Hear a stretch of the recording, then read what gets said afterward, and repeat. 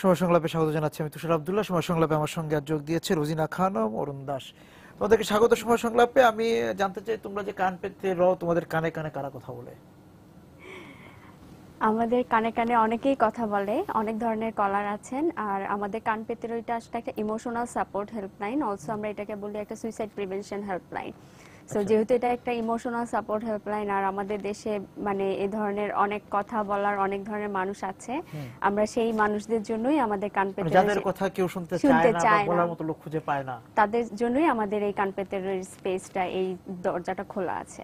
এই যে কাজ করতে যে যেটা হলো যে কথা শুনতে চায় না কেন, তারা যারা তোমাদের সাথে কথা বলতে চায় তাদের কি অভিযোগ যে তারা কি আসলে তারা কথা কাউকে পরিবারের বা চারপাশের লোকজনকে বলতে চায়, তারা শুনে না, নাকি তাদের সাহস হয় না যে, বা তারা একটু যে এটা বলবো কি বলবো এই দ্বিধাতেও থাকে? খুবই ভালো কোয়েশ্চেন করেছেন। আসলে এটা খুবই সত্যি একটা কথা যে শুধুমাত্র যে শুনতে চায় না তা কিন্তু না, হয়তো শোনে, হয়তো সে কমফোর্টেবল ফিল করছে না, তার কাছে দ্বিধা একটা থাকে, বলবো কি বলবো না, বা সে হয়তো আমাকে নিয়ে জিনিসটা নিয়ে অনেক ধরনের হয়তো পরবর্তীতে কথা শোনাতে পারে বা কিছু একটা করতে পারে বা আমাকে জাজ করতে পারে। সেই জন্যই আমরা আসলে কান পেতে রইর ভলেন্টিয়ার যারা এখানে আছে তারা একদম নন জাজমেন্টাল হয়েই তাদের কথা শোনে আর সেই স্পেসটুকু দেয়। হয়তো এমন হতে পারে যে কোনো বন্ধু তার বন্ধুকে সাথে কথা বলছে বা শেয়ার করতে চাচ্ছে, বন্ধু হয়তো তাকে থামায় দিয়ে বলল যে তুই আমার কথা শুন, এটা তো কিছুই না, তো লাইফে যা হয়েছে এটা কিছু না, আমার লাইফে কি হয়েছে সেটা শুন। আমরা সেই জিনিসটা করি না, আমরা তার পুরো কথাটুকু শুনি। এটার জন্যই আসলে বলা হয় এই যে তরুণের কাছে যে অরুণ মানে এই যে যারা কথা বলতে চায় তারা এই যে তারা মানে চায় যে তাদের কথাটা কেউ একদম নিরপেক্ষভাবে শুনুক, যেটা রোজিনা বলছিল যে সে বিশ্বস্ততা চায়, আস্থা রাখতে চায় যে আমার কথাটা অন্য কাউকে বলা হবে না, তাই তো? সেই জায়গাটাই তো তারা খুঁজে, সেই জায়গাটা খুঁজে যে হচ্ছে আমি যে কথাটা বললাম সেই কথাটার জন্য আমি হয়তো চাই না যে পরে এটা নিয়ে সে আমাকে আবার কথা শোনাক বা কিছু করুক। হ্যাঁ, এই এই ব্ল্যাকমেইলিং শব্দটা মনে এখানে বলা যায়। হ্যাঁ, সেই জায়গাটা থেকে হয়তো বা সেই সিকিউরিটিটা হয়তো বা তারা পায় না তাদের কাছের জনের কাছে, সে কারণে হয়তো আমাদের এখানে ফোন করে। এবং এই যে যারা ফোন করে তারা তো আসলে খুব সংকটের মধ্যে থাকে। সংকটগুলি কেন তৈরি হচ্ছে রোজিনা? আচ্ছা, সংকটগুলো আসলে আগেও ছিল, মানে সব সময় ছিল আসলে। এখন কথা হচ্ছে যে আমরা আসলে আমাদের ধরন পাল্টেছে, ধরন হয়তো পাল্টেছে, অনেক কারণ পাল্টেছে, হয়তো আরো নতুন নতুন অনেক কিছু যোগ হয়েছে সেটার সাথে। সেটা এখন কথা হচ্ছে যে আগে হয়তো আমরা সেই স্পেসটুকু দিতাম না, বা আমরা হয়তো জিনিসটা নিয়ে কথা বলতে আমাদের মধ্যে এক ধরনের স্টিগমা কাজ করতো, বা আমরা হয়তো মানে এই যে মেন্টালের যে ইস্যুগুলো থাকে এই জিনিসগুলো আগে মানুষ এতটা প্রায়োরিটি দিত না, এখন যতটা আসলে দেয়। এখন হয়তো আমরা সেগুলো পাবলিকের সামনে আনতে পারছি বা এটা নিয়ে অনেক কথা বলছি, বা সাইকোলজিক্যাল যে ইয়েগুলো হয়, আপনার প্রবলেমগুলো হয়, এগুলো এখন দিনকে দিন মানুষের সামনে আসছে, প্ল্যাটফর্মগুলো তৈরি হচ্ছে, অনেকেই কিন্তু এই স্পেসটা তৈরি করে দিচ্ছে বলার জন্য। আর আমরা একটা কথা বলি যে আসলে ফিজিক্যাল যে অসুস্থতাটা আমাদের হয়, জ্বর সর্দি কাশি, এটাকে আমরা খুব গুরুত্ব দিই, কিন্তু আমাদের ভিতরে যে মেন্টাল অনেক অসুস্থতা, হ্যাঁ মনের অসুখ, সেটাকেও যে গুরুত্ব দিতে হয়, এটার কারণে যে আপনি একজন মানুষকে হারাতে পারেন এটাও যে অনেক বড় একটা ইস্যু, সেই কারণেই হয়তো এখন দিনকে দিন এটা সামনে আসছে, বা আরো অনেক কিছুই আপনারা দেখতে পাচ্ছেন, নতুন নতুন অনেক ইস্যু যোগ হচ্ছে। মনের অসুখের মানে কারণগুলি মানে ওই যেটা রোজিনাও বলছিল, আমরা জানি যে এই অসুখগুলি মানুষের একদম সহজাত, অনেক আগে থেকে ছিল, কিন্তু এখন নাগরিক জীবনের বিভিন্ন রকম জটিলতার কারণে হয়তো হচ্ছে। নতুন কারণগুলো কি? আমরা পুরনো অনেক কারণই হয়তো বা জানি। আসলে নতুন কারণ এই যে তথ্য প্রযুক্তির যুগ, আমাদের পারিবারিক বন্ধনের নতুনত্ব এসছে, সবকিছু মিলাই এখন তোমাদের কাছে কি ধরনের কথা আসে? এখন হয়তো বা আপনার হচ্ছে কারো রিলেশনশিপ প্রবলেম থাকে, বাবা মার সাথে বনি বোনের প্রবলেম হচ্ছে, হয়তো বোঝাপড়া একটা সমস্যা হচ্ছে। এমন হয়তো বা থাকে যে হচ্ছে আমি হয়তো একটা আমার একটা পছন্দের সাবজেক্ট আছে, আমি সেটাতে পড়তে চাই, বাবা মা হয়তো বা সেটা রাজি না, এরকম ব্যাপারগুলো এখন অনেক বেশি উঠে আসছে। মানে এটা একটা ব্যাপার যে আমি পড়তে চাই ফিজিক্সে, কিন্তু বাবা মা বলছে না তুমি আসলে ডাক্তারি হও, বা তুমি ইংরেজিতে ভর্তি হও, এরকম ব্যাপারগুলো আছে। আর কি কি আছে একটু বলো না, বিস্তারিত একটু বলো তো। আসলে সবচেয়ে বড় কথা, আমরা যখন কান পেতরই খুলেছিলাম তখনও আমরা বুঝতে পারি নাই যে আসলে মানুষের কত ধরনের কষ্ট হতে পারে। আমরা হয়তো যে ব্যাপারটাকে খুব ছোট হিসেবে দেখছি, আপনি এমনও দেখতে পারেন এই যে আমরা যানজটের জন্য যে ঠিকভাবে জায়গায় পৌঁছাচ্ছি না, এটাও কিন্তু একটা মানুষের কষ্ট হতে পারে, কারণ এটার কারণে সে অনেকের কাছে মানে ইনসাল্ট হচ্ছে, ঠিকভাবে কাজে পৌঁছাতে পারছে না বা ক্লাসে পৌঁছাতে পারছে না, এগুলো কিন্তু অনেক জায়গাটা সে রক্ষা করতে পারছে না। হ্যাঁ হ্যাঁ, অনেক কিছু আসতে পারে এটাতে, আপনার মানে এই সম্পর্ক, একাডেমিক বা আপনার সেক্সুয়াল প্রবলেম গুলো বা ইমোশনাল যে প্রবলেম গুলো। মানে আপনার হচ্ছে মানুষ এখন অনেক বেশি একা হয়ে যাচ্ছে, মানুষ এটা খুব আমরা খুবই পাচ্ছি যে হচ্ছে আমার কথা বলার কেউ নেই, একা হচ্ছে কেন, কি কারণ মনে হচ্ছে তোমার কাছে? কারণগুলো এমন হতে পারে যে হচ্ছে বাবা মার সাথে থাকছে না বা সে আলাদা হয়ে যাচ্ছে, ওই তো আলটিমেটলি আপনার হচ্ছে মানে রিলেশন গুলোর মধ্যে একটা গ্যাপ তৈরি হচ্ছে, দূরত্ব তৈরি হচ্ছে, এই ব্যাপারগুলো হয়তো। প্রযুক্তিও কি তাকে একা করে দিচ্ছে? হ্যাঁ, আমার মনে হয় প্রযুক্তিও এখানে একটা কারণ, যে হচ্ছে সে একা হয়ে যাচ্ছে। এমন অনেকেই আছেন যে যারা থাকেন যে হচ্ছে হয়তোবা মানে নর্মাল সোশ্যাল লাইফে তারা অ্যাডজাস্ট করতে পারছেন না, হয়তো এমন থাকে যে হচ্ছে অনেক বেশি অনলাইনে থাকছেন, এই কারণে হয়তোবা মানে সামাজিক যোগাযোগগুলো তাদের আগের মতো মানে কমে যাচ্ছে, এটা একটা কারণ, একটা বড় একটা ইস্যু হতে পারে। তো মোবাইল ব্যবহার, হ্যাঁ মোবাইল ব্যবহারটা একটা বড় কারণ। সামাজিক যোগাযোগ মাধ্যম নিয়ে বললাম, একটু ফেসবুক নিয়ে কথা বলতে চাই, যে ফেসবুক বা অনলাইনে একটা বেশি সময় দেওয়া, যেটা অরুণ বলছিল রোজিনা, যে সেই জায়গাও মানুষকে একলা করে দিচ্ছে, বা যোগাযোগ ঠিক মানে সামাজিক যোগাযোগ থেকে মানুষ কিভাবে এই জায়গা মানে দূরত্বটা কমে যাচ্ছে, সামাজিক যোগাযোগ মাধ্যম সামাজিক যোগাযোগ থেকে মানুষকে দূরে নিয়ে যাচ্ছে, তাই না?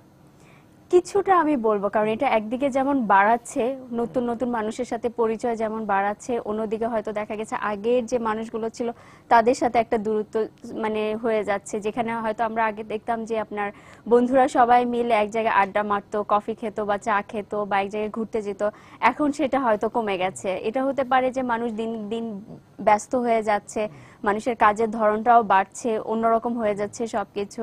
সো এক্ষেত্রে আমি বলবো একদিকে যেমন বাড়াচ্ছে নতুন নতুন মানুষের সাথে পরিচয়, অন্যদিকে আমি বলবো যে অন্যদিকে কমাচ্ছেও, কিন্তু এটাও একটা কারণ বলবো। না, সেখানে তো ফেসবুকে তোমার সাথে অরুণের সাথে আমি একা একা কথা বলছি, কিন্তু এই মানে আমরা তিনজন মিলে কিন্তু কথা বলছি না। সেটাই একটা ব্যাপার হয় কি যে আমি মানে মাঝে মাঝে খেয়াল করি, এমন হয় যে হচ্ছে হয়তো আগে আমরা বন্ধু বান্ধব আড্ডা দিতাম, যখন তো মানে সবাই মিলে একসাথে কথা বলতাম, আড্ডা দিতাম, কিন্তু এখন দেখা যায় যে সবাই হয়তো দেখা করছি, কিন্তু হয়তো দেখা যাচ্ছে তার মধ্যে অনেকে হয়তো ফোনে, হয়তো ফেসবুকে বসে আছো একসঙ্গে, কিন্তু কেউ কথা করছে না। আমাদের আসলে বিভিন্ন বয়সের, একদম কম বয়সী থেকে শুরু করে একদম বয়স্ক পর্যন্ত সবাই, আমাদের সবার জন্য তোমাদের কান খোলা আমাদের আছে। হ্যাঁ, তো হয় কি আমাদের পাবলিসিটিটা খুব বেশি হয় অনলাইনে, তো এই কারণে যারা হয়তো যাদের অনলাইনে অ্যাক্সেস বেশি থাকে তারাই আমাদের এখানে বেশি ফোন করে।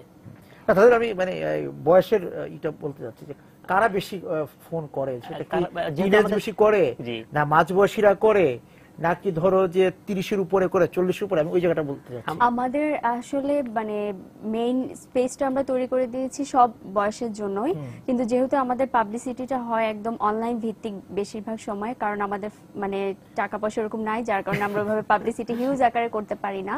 কিন্তু আমাদের মানে এখন যেভাবে আমরা দেখছি যে যেহেতু অনলাইন ভিত্তিক আমাদের পাবলিসিটি, বা আমরা কোথাও টক দিতে যাই, সেটা ইউনিভার্সিটি হয়, স্কুল হয়, কলেজ হয়, যার কারণে আমাদের এখন পর্যন্ত স্ট্যাটিস্টিক্সে দেখা যাচ্ছে যে টিনেজাররাই আসলে আমাদের হ্যাঁ ফোন করছে আমাদেরকে। কিন্তু আমাদের মানে মেইন গোলটা হচ্ছে আমরা সব বয়সের মানুষের কাছে সবার কথা শুনতে চাই, সবার কথাই আমরা শুনতে চাই।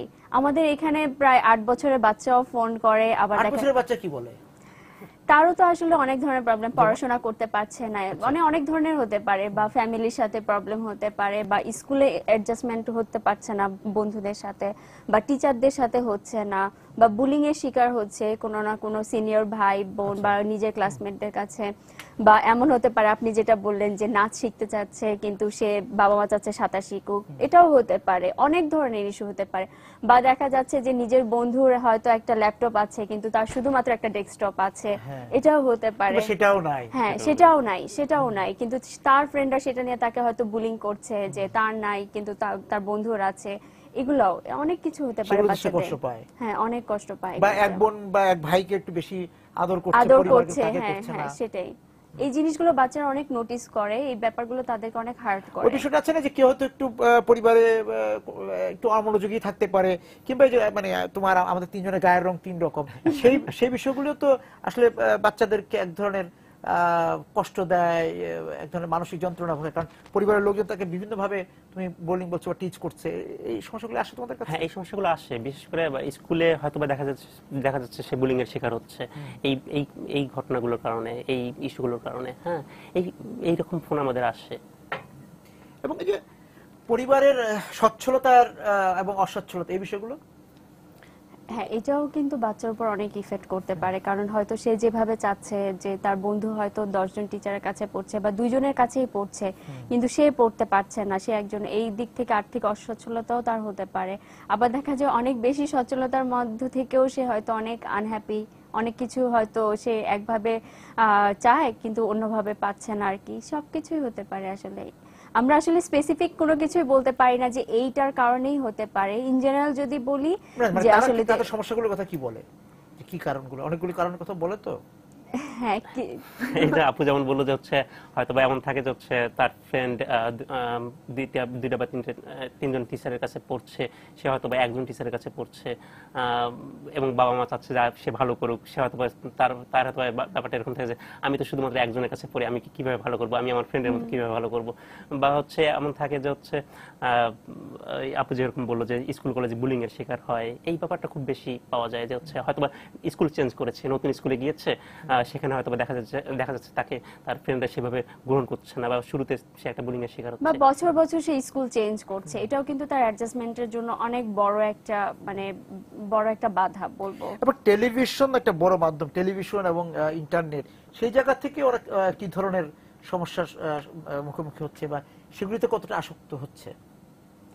আমি তো বলবো, যদি বলেন যে আসলে মানে টেলিভিশন, ইন্টারনেট বা মানে ওগুলোর প্রতি আসলে ইয়াং জেনারেশন থেকে শুরু করে বাচ্চারা সবাই আসলে অনেকটা অ্যাডিক্টেড। মানে আপনি দেখবেন বাচ্চাদের কথাই যদি বলেন যে স্কুল থেকে এসে সোজা টিভির সামনে বসে থাকবে, হয়তো ঘন্টার পর ঘন্টা সেখানেই সময় কাটাবে, হয়তো এই জিনিসটা না হলে তার সারাটা দিন খারাপ যাবে, সেই হিসেবে ধরলে হয়তো ওই টাইমটা সে অন্য কিছু, এখন আসলে কোনো ওয়ে নাই আমাদের দেশের পার্সপেক্টিভ থেকে যদি বলেন, তাদের জন্য খেলার মাঠ নাই, কিছুই নাই, তাকে সেই ঘন্টার পর ঘন্টা টিভিতেই টাইম দিতে হচ্ছে, কারণ তারা অন্য কিছু করার নাই। সেই হিসেবে ধরলে বলবো অবশ্যই সে ওখানেই অ্যাডিক্টেড হয়ে যাচ্ছে আসলে। মাদকের আসক্ত হয়ে কেউ ফোন করে যে সে মাদকে আসক্ত হয়ে পড়েছে কিন্তু বেরিয়ে আসতে চায়, হ্যাঁ, এরকম ফোনও আমরা পাই।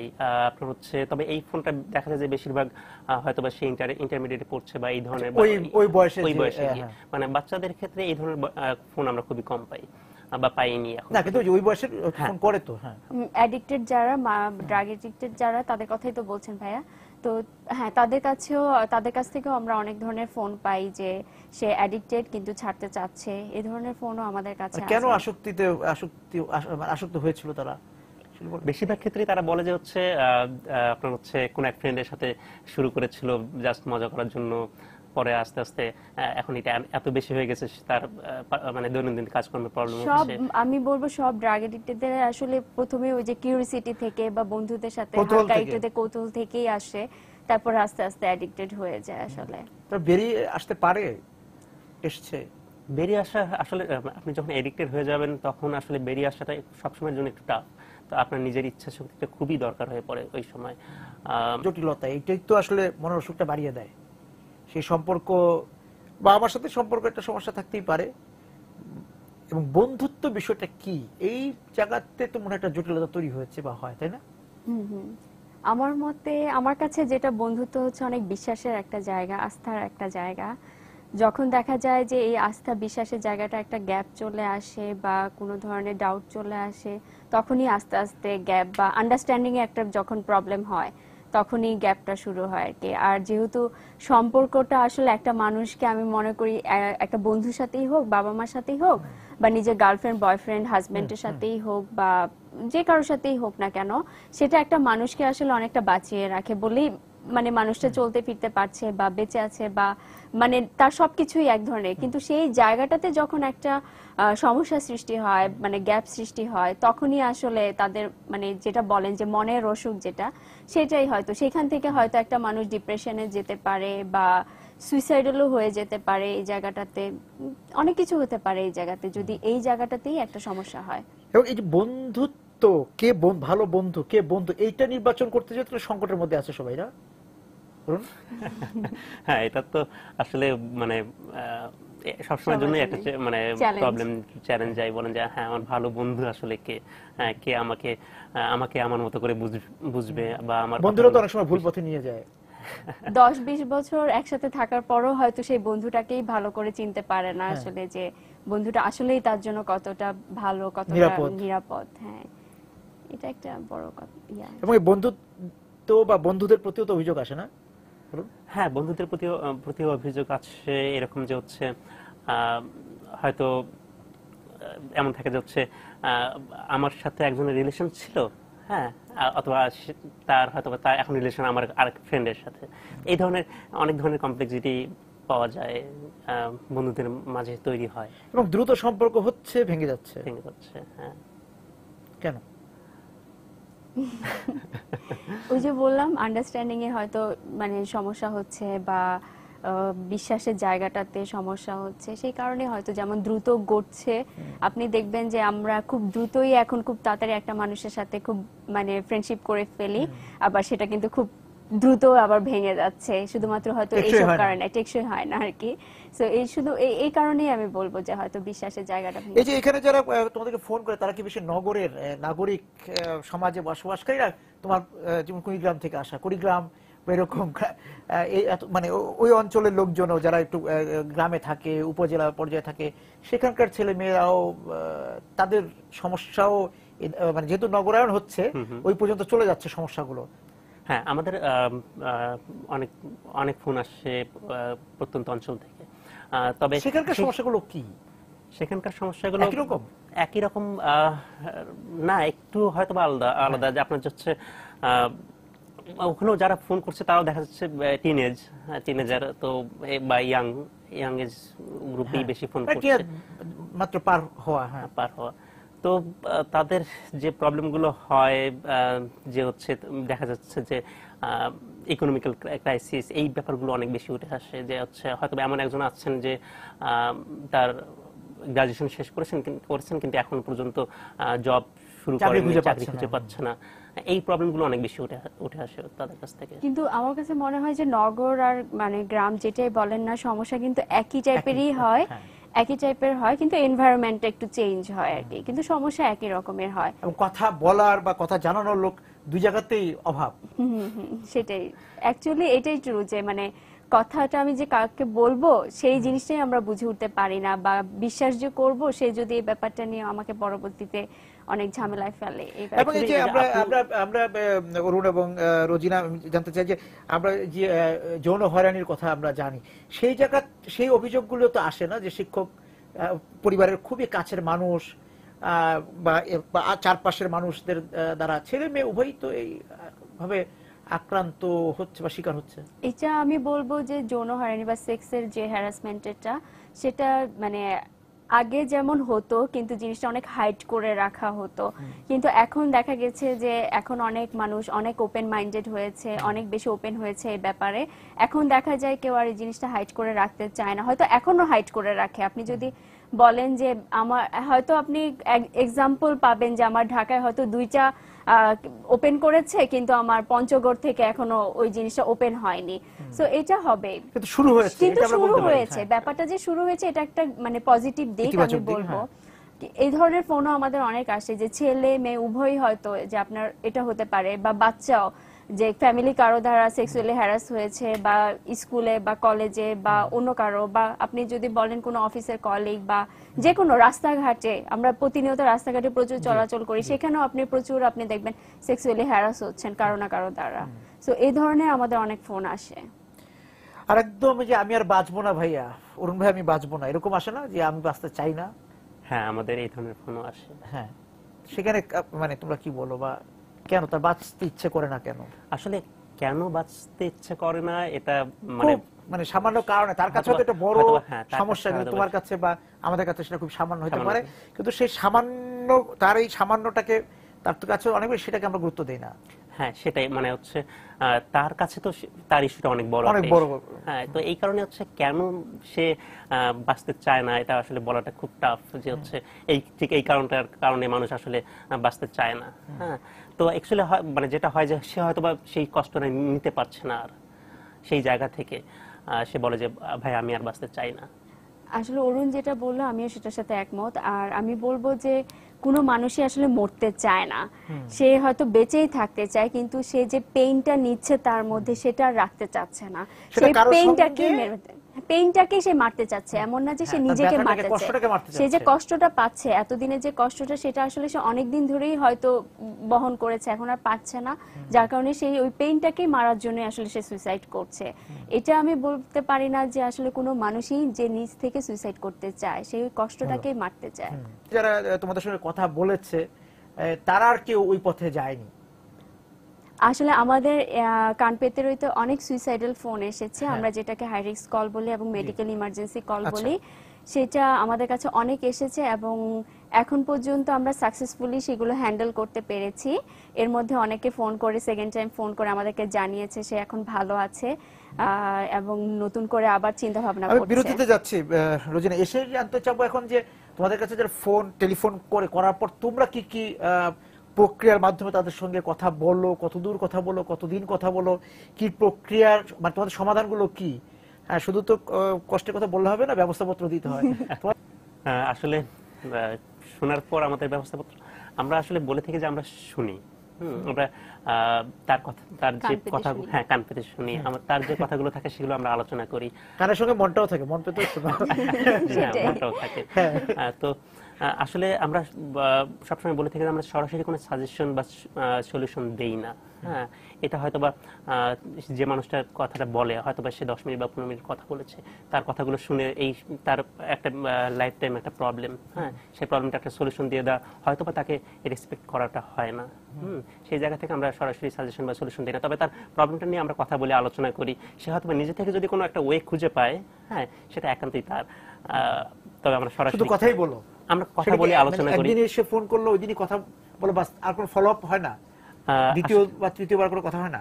আসলে পুরো কন্ট্রোলটাই থাকে কলারের হাতে, আমরা কলারকে ফোন করি না। একদিন তোমাকে ফোন করলো, ঠিক আছে, করে সে বললো যে আমি তো বাঁচতে চাই না, আমার সাথে আসলে এরকম একটা সম্পর্কের ব্যাপার ছিল, সে ওই তুমি যেটা বলছিলা যে আমার সঙ্গে বন্ধুত্ব ছিল বা সম্পর্ক ছিল, তারপর সে আমার ফ্রেন্ডের সঙ্গে বা আমার বন্ধুর সঙ্গে আবার সম্পর্ক তৈরি করেছে, এ বলার পর সে বলে টলে রেখে দিল ফোন, আর কোনো ফলো আপ নেই তোমাদের দিক থেকে? না, আমাদের দিক থেকে আমরা কখনোই ফোন করি না। অ্যাকচুয়ালি আমরা যে মডেলটা ফলো করি, হ্যাঁ, সেই মডেলটা হচ্ছে বিফ্রেন্ডিং মডেল। এই মডেল ফলো করে আমরা ছাড়াও বিশ্বের 40টা দেশে এই ধরনের হেল্পলাইন চালু আছে। তো তার হেল্পটা কি হলো? শুধু কথাটা শুনলা সেটাই? আমরা যে শুধুমাত্র শুনে থাকি তা না, এমন হতে পারে যে কলারের মাথায় একটা জিনিস আছে যে আমি এই পথে যাব, কিন্তু সে সাহস পাচ্ছে না যে আমি কি আসলে এই পথে যাব কিনা, ভাইয়া বা আপু এইভাবে যেতে পারি, বা আমরা হয়তো যে আপনি এটা চিন্তা করে দেখেছেন কিনা বা ওটা চিন্তা করে দেখেছেন কিনা, তার জন্য অপশনগুলো নিয়ে আমরা তার সাথে কথা বলি। এমন না যে শুধুমাত্র তার কথা শুনি, আবার এমনও হতে পারে যে কলার শুধুমাত্র বলতেই চাচ্ছে, সে কোনো অপশন চাচ্ছে না, কোনো ওয়ে চাচ্ছে না, সে কাউকে কথাটা বলতে পারে নাই, সে হালকা হতে চায়। বেশিরভাগ মানুষ ওইটাই চায় আসলে, যে আমি কাউকে কথাটা বলতে পারছি না, আমি একটু বলে একটু শান্তি পেতে চাই।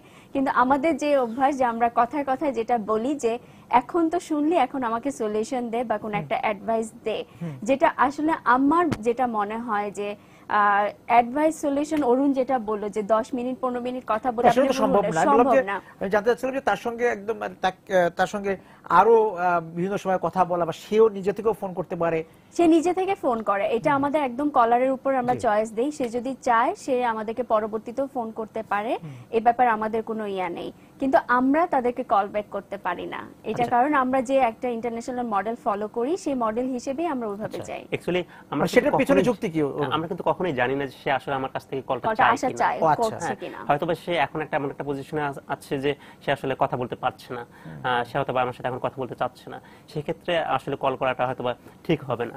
এই ব্যাপারগুলো থেকে আসলে আমরা কখনোই কল ব্যাক করি না। হয়তো নিজের ব্যক্তিগত টেলিফোনের বদলে অন্য কারো লুকিয়ে হয়তো ফোন করেছে, সেটাও একটা কারণ হতে পারে। কিন্তু কি মানে কেউ কি একাধিক দিন ফোন করে, একাধিকবার ফোন করে? হ্যাঁ, একাধিকবার ফোন করে, এমন অনেকেই আছেন আমাদের এখানে। বা নিয়মিত এখনো কথা বলে যায়? হ্যাঁ, এই ধরনের অনেক সময় ধরে কথা বলে যাচ্ছে যে আমাদের এরকম অনেক, এদেরকে আমরা বলি রেগুলার কলার। সো এরা প্রতিদিনই আমাদেরকে ফোন করে, ফোন করে কথা বলে, কেমন আছেন জানায়। এমন অনেকেই আছে হচ্ছে ফোন করে আমাদের বলছে যে হচ্ছে আপু বা ভাইয়া আমি এর আগে একবার ফোন করেছিলাম, আমার খুবই খারাপ অবস্থা ছিল, আমি মানসিকভাবে খুবই কষ্টে ছিলাম, আমি এখন খুব ভালো আছি, আপনারা ওই সময় ফোনটা রিসিভ করেছিলেন, কথা বলেছিলেন, থ্যাংক ইউ আপনাকে। এই ধরনের অনেক ফোন আমরা পাই। আমার কথা কেউ শুনেনি, আপনারা তো শুনেছিলেন? আপনারা শুনেছিলেন। তো এই কার্যক্রমটা কি শুধুমাত্র অনলাইনের ভিত্তিতে আছে, স্কুল আর কলেজ পর্যন্ত আছে তোমাদের নাকি? আমাদের মেইন হচ্ছে যে আমরা ফোনে হেল্পলাইন দিয়ে থাকি, কিন্তু শুধুমাত্র যে আমরা হেল্পলাইনের কাজ করি তা না, আমরা বিভিন্ন স্কুল, কলেজ, ইউনিভার্সিটি বা এমনি কোনো অর্গানাইজেশনে বা এমনি অনেক যারা আমাদেরকে ইনভাইট করে ওখানে গিয়ে আমরা হয়তো টক দেই, ওয়ার্কশপ করি, সেমিনার করি। সেই জায়গা থেকে কি তোমরা যে সমস্যাগুলোর কথা শুনো সেগুলো নিয়ে কোনো মানে কাজ করো, যে এই যে কোনো মনস্তত্ত্ববিদদের সাথে কাজ করা, যে তাহলে আমাদের মানে এই যে আমাদের সমাজ বা স্কুলের ছাত্রছাত্রীরা এই সমস্যার মধ্যে আছে, আমাদের টিনেজাররা বা বয়সন্ধি অতিক্রম করছে যারা, তারা এই সমস্যা আছে, এগুলো নিয়ে কাজ করো তোমরা? আমাদের এখানে অনেকেই আছেন যারা ঢাকা ইউনিভার্সিটি থেকে সাইকোলজি পড়েছেন বা সাইকোলজি ব্যাকগ্রাউন্ডের অনেকেই আছেন। তো আমাদের এই ধরনের কাজগুলো আমরা শুরু করেছি বা শুরু করছি।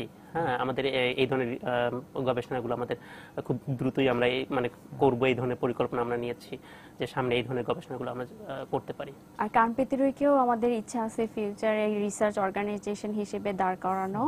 সো ওই জন্যই আসলে বললাম।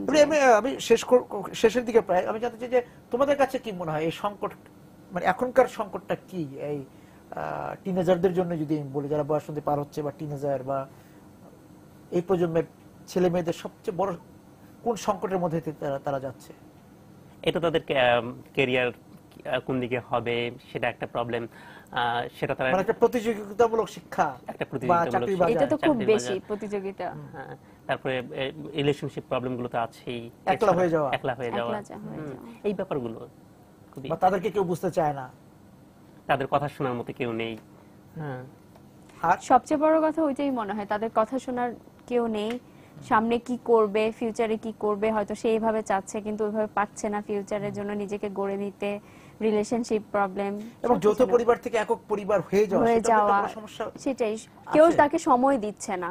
হয়তো অনেকের মাঝখানে আছে কিন্তু সেইভাবে করে কথা হচ্ছে না, বা একটা গ্যাপ সৃষ্টি হয়ে গেছে, সময় পাচ্ছে না, একদম সবার মাঝখানে থেকেও খুবই লংলি ফিল করে। তার মানে হচ্ছে মানুষ একলা হয়ে যাচ্ছে বা একলা চলছে, একলা হয়ে যাওয়া, তার একাকিত্ব একটা বড় সমস্যা। একাকিত্ব একটা বড় সমস্যা। এই জন্যই তো তোমাদের কাছে ফোন করে যে একটা দ্বিতীয় কেউ আমার কথা শুনে কিনা, যে আমার চারপাশের কেউ শুনতে যাচ্ছে না, একজন মানুষ দরকার, সেই মানুষটারই আসলে খুব অভাব নাকি? হ্যাঁ, সেটাই, যে হচ্ছে কেউ একজন আমার কথা শুনবে, মন দিয়ে শুনবে আমার কথাগুলো বোঝার চেষ্টা করবে। হ্যাঁ, এইরকম একজন থাকলে খুবই ভালো হয়। তার মানে আমরা কেউ একজন আছে, কেউ একজন থাকুক, সেই সংকটে আছি, আমাদের কেউ একজন নাই, আমাদের কেউ একজন হতে হবে। এবং আমরা সবাই মানে সেই জায়গা থেকে সম্পর্ক এবং বন্ধুত্ব তৈরি হওয়া দরকার, যে আমার তোমরা যেটা বলছিলা যে সত্যি বন্ধু কে, যাকে যে কোনো সময় ফোন করে বলা যায় নিজের কথা, অন্য যে কেউ পাশের লোক, বিশ্বস্ত লোক, যাকে বিশ্বস্ত মানুষ দরকার, যাকে আমি বলতে পারি আমার নিজের কথা। সেই সংকটের মধ্যে দিয়ে আমরা যাচ্ছি। সবচেয়ে বড় কথা, কাউকে যদি হেল্প করতে হয় এইভাবেই হেল্প করা দরকার, যে আমি তাকে সময় দিই, সময়টা দিলেই হয়তো তার অনেকটুকু হেল্প হয়ে যাবে। কেউ সময় দিতে চায় না, সময়ের সংকট, মানুষের সংকট। তোমাদের অনেক ধন্যবাদ, তোমরা সবার কথা শুনো, সবাইকে সময় দাও। তোমাদের অনেক ধন্যবাদ আজকে আমাদের সঙ্গে যোগ দেওয়ার জন্য। দর্শক যারা ছিলেন সময় সংলাপে এতক্ষণ আমাদের সঙ্গে শুনছিলেন আমাদের কথা, আপনাদেরকে ধন্যবাদ জানিয়ে শেষ করছি আজকে সময় সংলাপ। দেখা হবে আগামী দিন। সবাই সুন্দর থাকুন, নিরাপদে থাকুন।